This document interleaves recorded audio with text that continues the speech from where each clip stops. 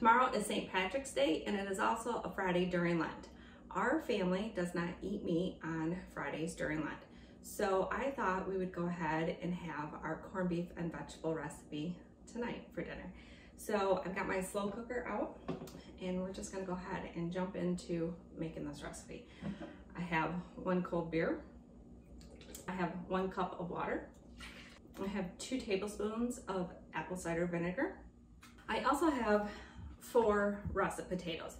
My recipe does call for 6 red potatoes, but I did not have any. I forgot to grab them at the store, so I'm gonna go ahead and use 4 russet potatoes. I'm gonna cut these into chunks. And then I'm gonna go ahead and put those in.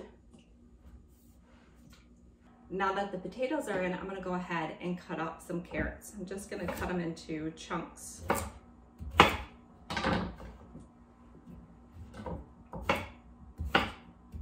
Now that the carrots are all cut up and in, I'm gonna go ahead and slice up an onion. I have a red onion. You can use whatever type of onion you want.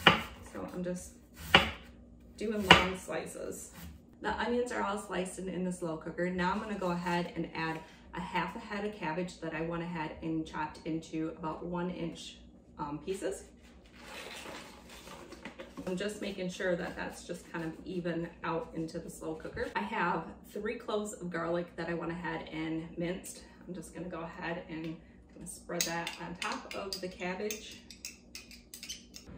On top of the vegetables, I'm gonna go ahead and add in my seasoning. So I have a tablespoon of ground pepper, a half a teaspoon of oregano, and a 1/4 of a teaspoon of ground cloves. So I'm just kind of sprinkling that over the top of everything. On top of all this, I'm gonna go ahead and add this 4-pound flat cut corned beef.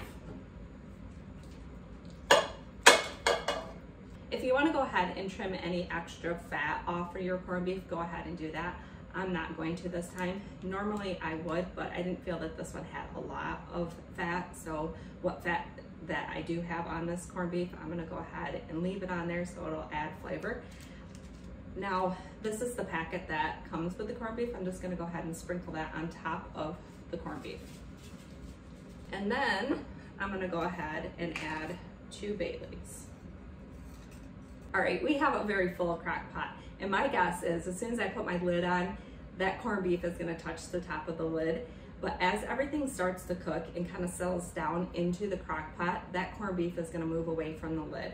So let's go ahead and put my lid on. Yes, it is touching, but my lid is sitting flat on the crock pot. I'm gonna cook my corned beef and vegetables on low for 8 hours. You can cook it on low for 8 to 10 hours or on high for 6 hours. So I'm just gonna go ahead and set my timer here, and then I'll show you what it looks like when it's all done.